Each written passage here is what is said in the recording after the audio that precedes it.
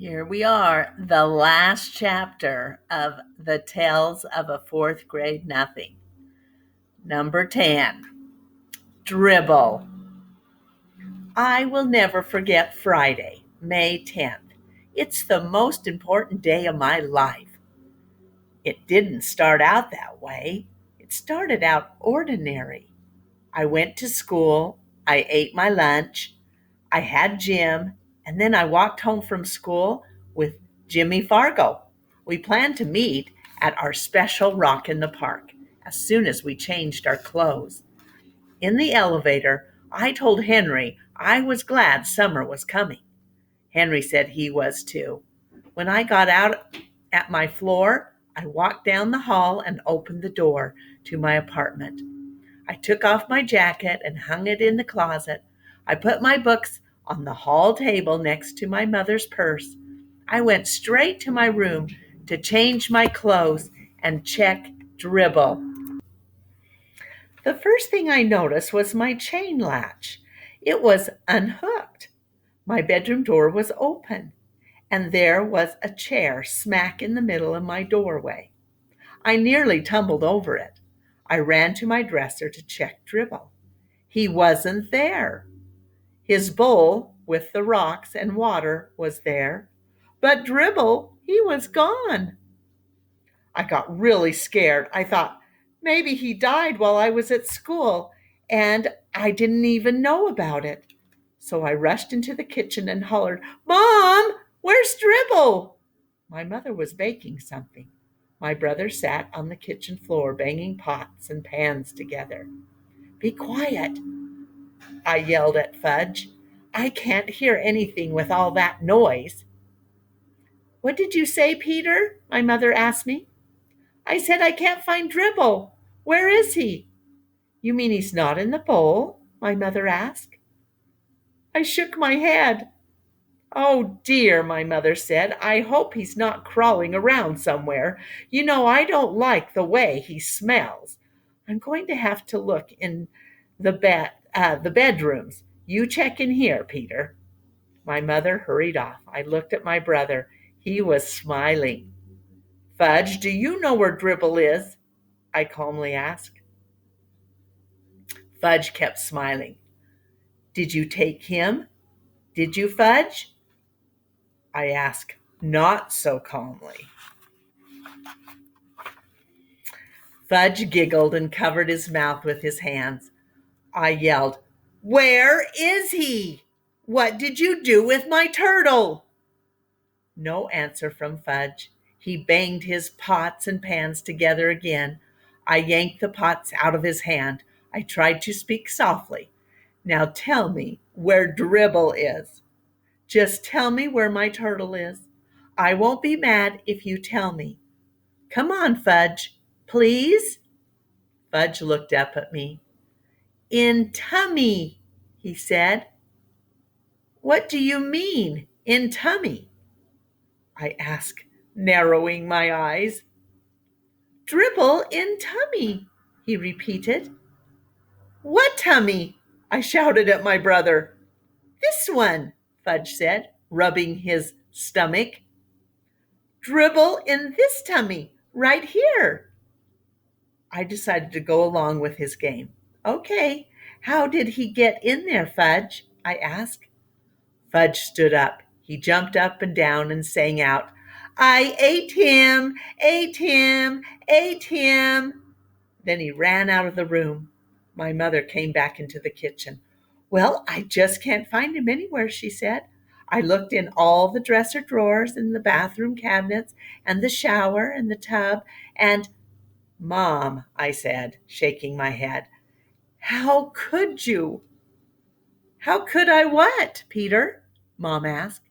"How could you let him do it?" "Let who do what, Peter?" Mom asked. "Let Fudge eat Dribble," I screamed. My mother started to mix whatever she was baking. "Don't be silly, Peter," she said. "Dribble is a turtle." "He ate Dribble," I insisted. "Peter Warren Hatcher." "Stop saying that," Mom hollered. Well, ask him. Go ahead. Ask him, I told her. Fudge was standing in the kitchen doorway with a big grin on his face. My mother picked him up and patted his head.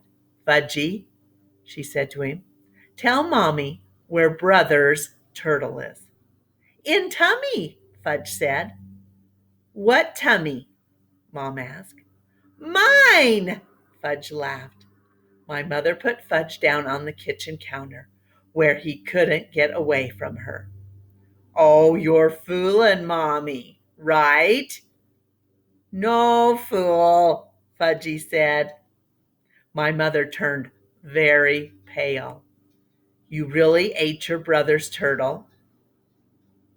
Big smile from Fudge. You mean that you put him in your mouth and chewed him up? Like this? Mom made believe she was chewing. No, Fudge said. A smile of relief crossed my mother's face. Of course you didn't. It's just a joke. She put Fudge down on the floor and gave me a look. Fudge babbled. No chew, no chew. Gulp. Gulp. All gone turtle. Down Fudge's tummy. Me and my mother stared at Fudge. You didn't, Mom said. Did so, Fudge said. No, Mom shouted. Yes, Fudge shouted back. Yes? Mom asked weakly, holding onto a chair with both of her hands. Yes, Fudge beamed.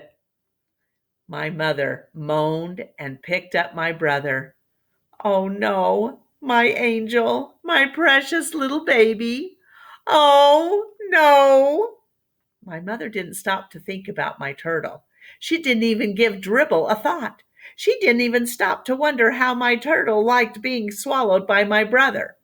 She ran to the phone with Fudge tucked under one arm. I followed. Mom dialed the operator and cried, Oh, help! This is an emergency! My baby ate a turtle! Stop that laughing, my mother told the operator. Send an ambulance right away. 25 West, 68th Street. Mom hung up. She didn't look too well. Tears were running down her face. She put Fudge down on the floor. I couldn't understand why she was so upset. Fudge seemed just fine. Help me, Peter, Mom begged. Get me blankets. I ran into my brother's room. I grabbed 2 blankets from Fudge's bed. He was following me around with that silly grin on his face. I felt like giving him a pinch. How could he stand there looking so happy when he had my turtle inside of him? Well, I delivered the blankets to my mother. She wrapped Fudge up in them and ran to the front door. I followed and grabbed her purse from the hall table. I figured she'd be glad I thought of that. Well, out in the hall, I pressed the elevator buzzer. We had to wait a few minutes. Mom paced up and down in front of the elevator. Fudge was cradled in her arms. He sucked his fingers and made that slurping noise I like. But all I could think of was Dribble. Finally, the elevator got to our floor. There were 3 people in it besides Henry. This is an emergency, Mom wailed. The ambulance is waiting downstairs. Please hurry. Yes, Miss Hatcher, of course, Henry said. I'll run her down just as fast as I can. No other stops. Someone poked me in the back. I turned around. It was Mrs. Rudder. What's the matter? She whispered. It's my brother, I whispered back. He ate my turtle. Mrs. Rudder whispered that to the man next to her, and he whispered it to the lady next to him, who whispered it to Henry. I faced front and pretended I didn't hear anything. My mother turned around with Fudge in her arms and said, That's not funny. Not funny at all. But Fudge said, Funny, funny, funny, Fudgy. Well, everybody laughed, everybody except my mom. The elevator door opened. 2 men dressed in white were waiting with a stretcher. "This the baby?" one of them asked. "Yes, yes it is," Mom sobbed. "Don't worry, lady. We'll be to the hospital in no time." "Come, Peter," my mother said, tugging at my sleeve. "We're going to ride in the ambulance with Fudge." My mom and I climbed into the back of the blue ambulance. I was never in one before. It was neat. Fudge kneeled on a cot and peered out through the window. He waved at the crowd of people that had gathered on the sidewalk. One of the attendants sat in back with us. The other one was driving. "What seems to be the trouble, lady?" the attendant asked. "The kid looks pretty healthy to me." "Well, he swallowed a turtle," my mother whispered. "He did what?" the attendant asked. "He ate my turtle, that's what," I told him. My mother covered her face with her hanky and started to cry again. "Hey, Joe," the attendant called to the driver, "make it snappy. This one swallowed a turtle." "That's not funny," Mom insisted. "I didn't think so either, considering it was my turtle." Well, we arrived at the back door of the hospital. Fudge was whisked away by 2 nurses. My mother ran after him. "You wait here, young man," another nurse called to me, pointing to a bench. I sat down on the hard wooden bench. I didn't have anything to do. There weren't any books or magazines spread out like when I go to Dr. Cohn's office. So I watched the clock and read all the signs on the walls. I found out I was in the emergency section of the hospital. After a while, the nurse came back. She gave me some paper and crayons. "Here you are. Be a good boy and draw some pictures. Your mother will be out soon." I wondered if she knew about Dribble, and that's why she was trying to be nice to me. I didn't feel like drawing any pictures. I wondered what they were doing to Fudge in there. Maybe he wasn't such a bad little guy after all. I remembered that Jimmy Fargo's little cousin once swallowed the most valuable rock from Jimmy's collection. And my mother told me that when I was a little kid, I swallowed a quarter. Still, a quarter's not like a turtle. I watched the clock on the wall for an hour and 10 minutes. Then a door opened and my mother stepped out with Dr. Cohn. I was surprised to see him. I didn't know he worked in the hospital. "Hello, Peter," he said. "Hello, Dr. Cohn. Did you get my turtle?" Not yet, Peter," he said, "but I do have something to show you. Here are some x-rays of your brother." I studied the x-rays as Dr. Cohn pointed things out to me. "You see," he said, "there's your turtle, right there." I looked hard. "Will Dribble be in there forever?" I asked. "No, definitely not. We'll get him out. We gave Fudge some medicine already. That should do the trick nicely." "What kind of medicine?" I asked. "What trick?" "Castor oil, Peter," my mother said. "Fudge took castor oil, and milk of magnesia, and prune juice too. Lots of that. All those things will help to get Dribble out of Fudge's tummy." "We just have to wait," Dr. Cohn said. "Probably until tomorrow or the day after. Fudge will have to spend the night here, but I don't think he's going to be swallowing anything that he isn't supposed to be swallowing from now on." "How about Dribble?" I asked. "Will Dribble be all right?" My mother and Dr. Cohn looked at each other. I knew the answer before he shook his head and said, "I think you may have to get a new turtle, Peter." "I don't want a new turtle," I said. Tears came to my eyes. I was embarrassed and wiped them away with the back of my hand. Then my nose started to run and I had to sniffle. "I want Dribble," I said. "That's the only turtle I want." My mother took me home in a taxi. She told me my father was on his way to the hospital to be with Fudge. When we got home, she made me lamb chops for dinner, but I wasn't very hungry. My father came home late that night. I was still up. My father looked gloomy. He whispered to my mother, "Not yet. Nothing yet." Well, the next day was Saturday. No school. I spent the whole day in the hospital waiting room. There were plenty of people around, and magazines and books too. It wasn't like the hard bench in the emergency hallway. It was more like a living room. I told everybody that my brother ate my turtle. They looked at me kind of funny, but nobody ever said they were sorry to hear about my turtle. Never once. My mother joined me for supper in the hospital coffee shop.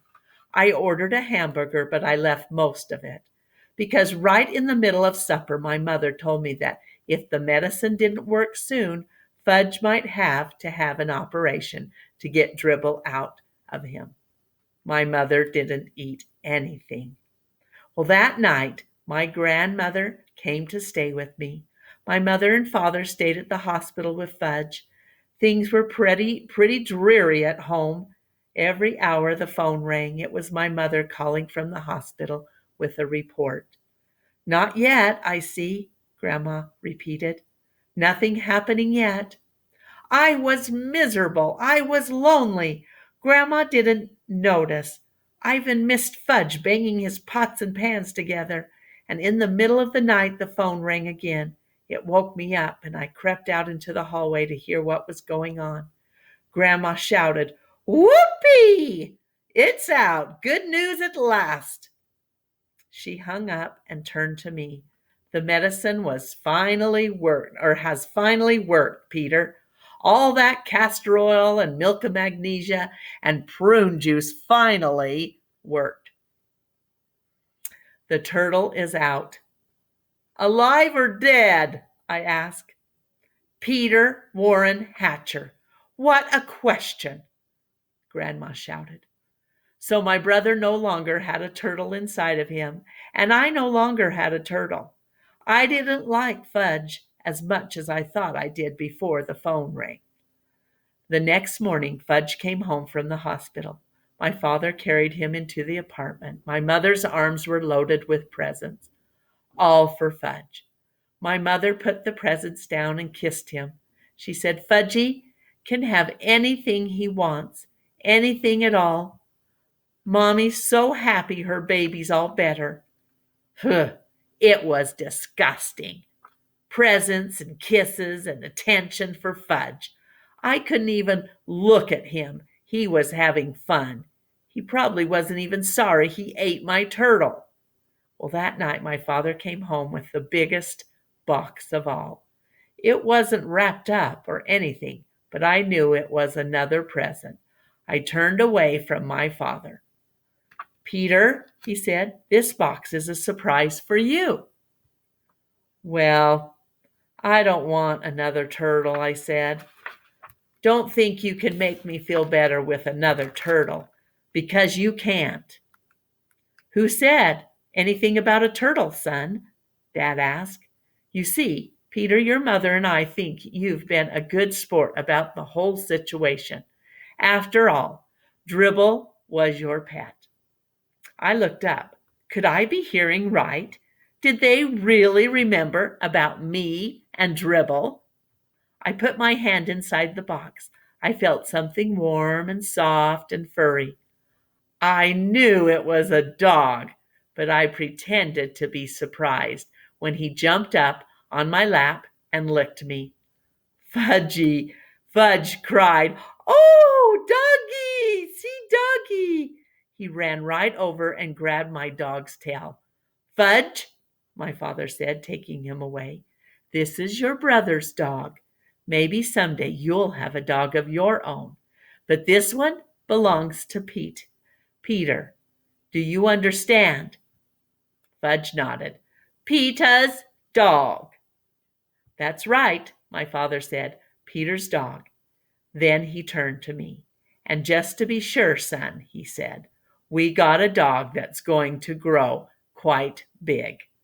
Much too big for your brother to swallow." We all laughed. My dog was neat. I named him Turtle to remind me. The end.